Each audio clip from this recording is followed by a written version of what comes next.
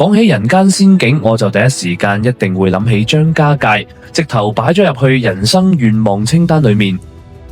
呢度嘅景色靚到連荷里活電影《阿凡達》都嚟取景，一生人起碼要去一次。咁張家界應該點樣玩好？今日跟住我哋一次過睇睇重點啦。首先去天門山國家森林公園，呢度海拔1500米，最出名係山頂懸崖棧道，個玻璃棧道行嗰陣望落去真係腳震呀。畏高嘅朋友要諗清楚先呀，不過景色就絕對值回票價。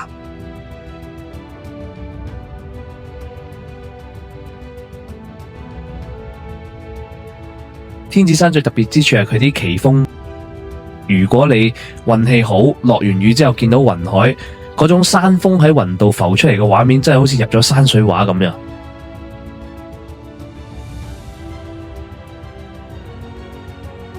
嚟到袁家界，你可以見到《阿凡達》電影入面哈利路亞山嘅乾坤柱原型，真實睇嚟似浮喺山群嘅天空之城一樣。呢度仲有一座天下第一橋，係大自然鬼斧神工雕琢而成，世界上最高嘅天然石橋。中意睇奇特地貌嘅朋友一定唔可以錯過楊家界，嗰度有一排排嘅峰牆，望落去好似天然長城咁，一場場天然嘅石柱鼎立，好宏偉壯觀呀。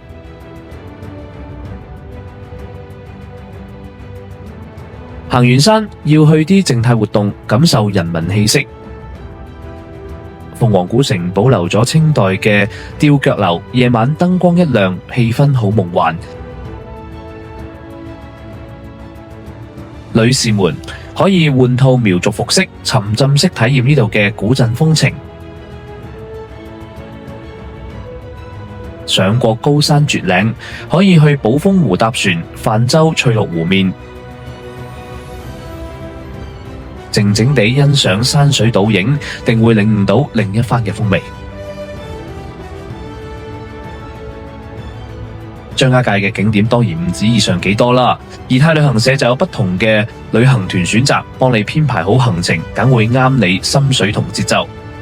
你可以揀直航純玩團，團費只係1499起，仲可以住5星級酒店。另一個選擇揀高鐵團，坐高鐵來回。立即聯絡我哋查詢報名啦！